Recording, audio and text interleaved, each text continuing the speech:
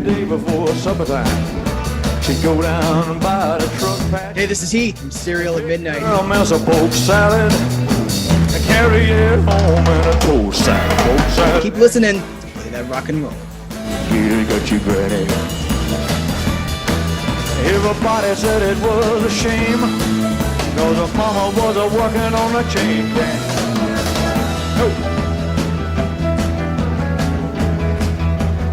Do you think people get hung up on the idea that, like, oh, if I get this limited release, this will be worth something in 10 years and I'll sell it on eBay for twice as much? Yeah, they for sure do. And they may be able to sell it for twice as much, but the odds are probably not. Collecting for value is very problematic and going to lead to heartbreak. It really is. And, you know, it's kind of a problem in all areas of media, the collecting for value, because then you see, you know, when I do go in the thrift stores, sometimes I see those guys with the little things on their phone. They're like, bloop, bloop, just scanning all the UPCs. I can't stand that. Yeah. Somebody might want to read that or watch that or listen to that and just enjoy it and not like make a profit off of it, just flipping it. But yeah, it's a whole other thing. Vultures. I with you love. Yeah. Okay. Very good. Okay. So when it comes to your record collection, if it's the same album, do you prefer to find something that's back from its original run from back in the day, or a remastered re-release that you would get out of a store like Walmart? I prefer vintage vinyl, and I have had bad luck with new vinyl because they don't press things very well like they used to. I have a ton of pressings that are brand new that skip. They come dirty. Mm-hmm. And then a lot of remasters. Okay, even with CDs, you know, I just picked up the Beach Boys did a re-release in 2021 of a couple of their albums, and it's a Feel Flows box set, and it's Sunflower and Surf's Up, I think is what it is. And I have the original CDs for those, and the new ones are so loud that they distort on every speaker that I've listened to them. Oh, earbuds, stereo systems, they clip, they peak and they clip. And I never had that problem with the old ones. And I'm seeing that a lot with more vinyl, as they want to make it louder, but it's the loudness wars that people talk about. So I'm a fan of vintage, and also I don't like paying $30 for a new album. If there are, you know, Fleetwood Mac kind of had a moment a while back because of Guardians of the Galaxy and stuff like that, and everybody was looking for like Rumors and stuff like that. And like, there are how many millions of copies of Rumors out in the world? Don't go buy another, like, save the landfill, you know, like they're just going to end up in a landfill somewhere. Just go pick up. Now you got to find one that's in good shape, and that can be tricky.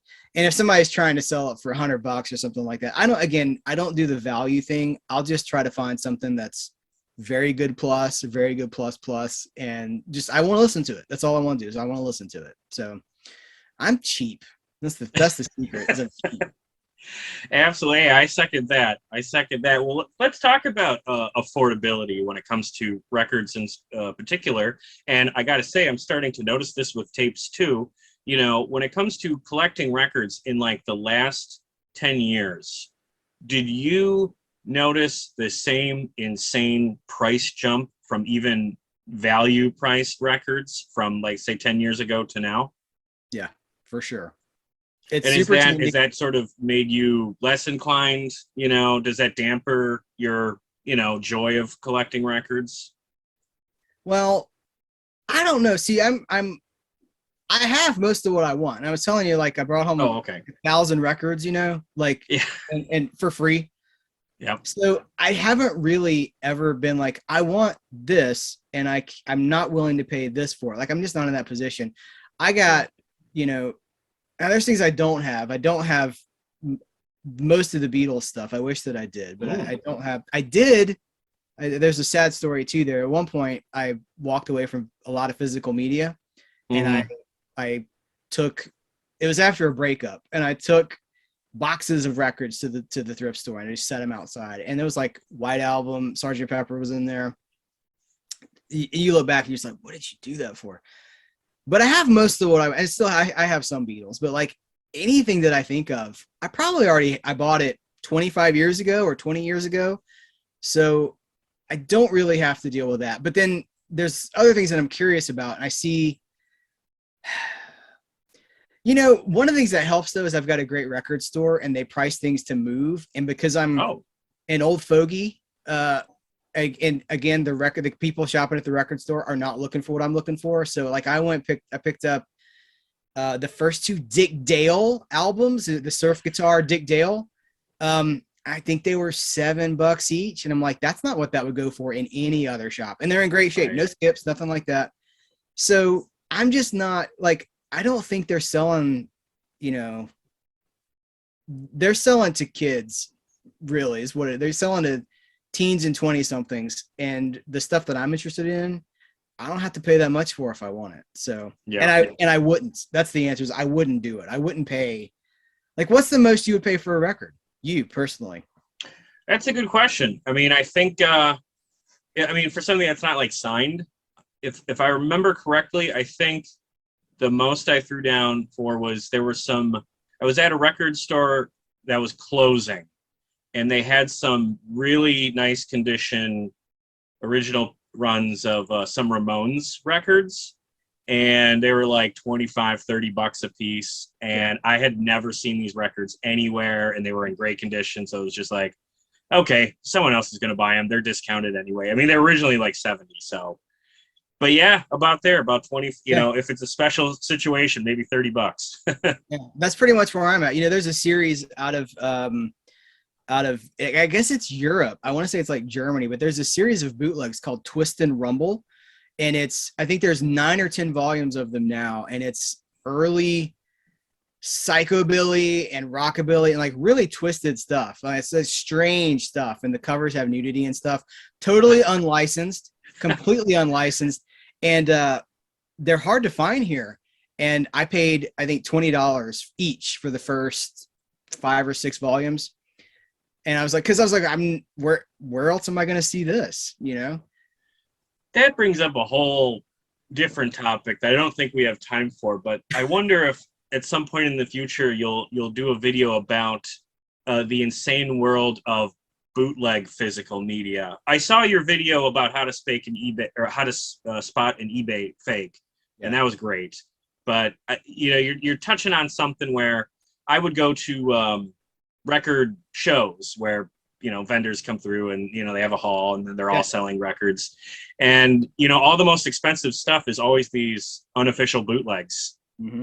And I could never afford them, but that's its own sub genre of stuff. Let me ask you a question this, and I'm curious because you're a huge music guy.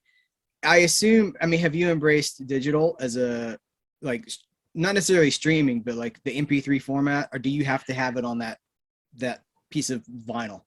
I really despise Spotify and streaming. It doesn't work for me. I hate the ad aspect of it. Can't get into it. But so to counter that, I'm old fashioned. I have my iTunes with MP3s and I listen to so much of it off my iPod. I'm the only one of my friends that has a separate iPod, from their phone anymore. Well, so my iPod died. I had the nice one that had it was like 156 gig maybe, and it died. Yeah. No, it was 250. I had the 250 gig. Anyway, I'm with you. And so that's kind of a lead into my follow-up question is like, when you see some of this stuff going for, like some of these bands will put out, it's like copyright protection stuff, so they'll release like, here's everything from 1971 and you can only buy it between midnight and 2 a.m. at this website. You haven't seen that yet, but okay. So no, I'm not a day of release kind of guy. I usually find stuff way after the fact. The reason they do that is because if you have material that you're not monetizing after 50 years in the UK, it slips into the public domain. So that's why I'm trying to, last year, 2021, there was the Beach Boys thing I was talking about. I think Dylan put something out. Zeppelin, I think, put something out. All these bands, Elvis, they put out a bunch of Elvis recordings from his Vegas residency because they want to keep him in copyright. But the way that, so they'll put out like a small box set, but then they're like, but if you want everything, it's on iTunes for 2 hours or something like that. Oh, But okay. then, you know, Frank Beaselborp from whatever hotmail.com will just rip it or just put it up on a blog. Here's okay. Oh, yeah. Those South American blogs with Yeah. everything. It's all in the South American blogs, digital format. You like, hey, I don't have this rare like T-Rex demo from whatever, and it's on some South American blog, and you just download it. You don't even have to register, you just click it and it downloads. I have found so much music that way. So why would I pay $500 for something when I can just go click it and have it? Man, of all the things I didn't expect to talk about today, you've just totally brought up how I have a huge part of my music collection. Because, yeah, a bunch of them are straight up out of print. You know, only maybe a couple of songs are on YouTube, but not the whole thing. And, yeah, Spanish language blogs. It's fandom meeting the need in fandom, which is great. Yeah, right. Well, you know what? I mean, it keeps the music alive. And at this point, for legacy artists, I'm for that in almost any, way of doing it. Yeah. So that's funny.